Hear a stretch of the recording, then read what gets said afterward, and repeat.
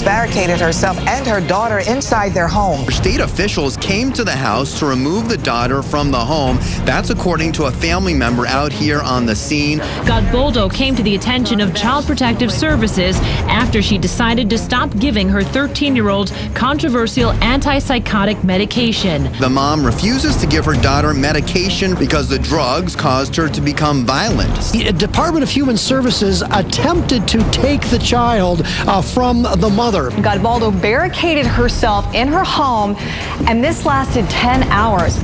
Mary Ann was hauled up to prison for 5 days. Ariana is now at a pediatric psychiatric facility where Godboldo claims she's being abused. Community groups have rallied on behalf of the family, saying parents should decide their children's medical treatment.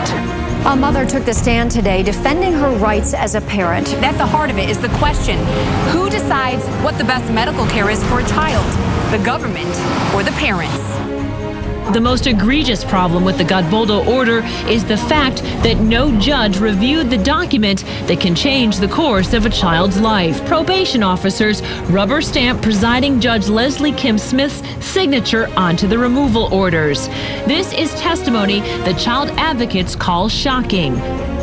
That was a devastating, harmful drug that should not be prescribed for this child.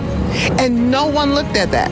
There are a multitude of lawsuits against the pharmaceutical company of Risperdal right now. So you felt essentially they were putting poison in your daughter's body? Psychotic medication is poison. She was just trying to protect her daughter when police came to her door. It was terrifying, but I kept my composure because I knew that my daughter's life and her future was at stake. I did it because I wanted to save my child. And let me tell you, she's not giving up this fight.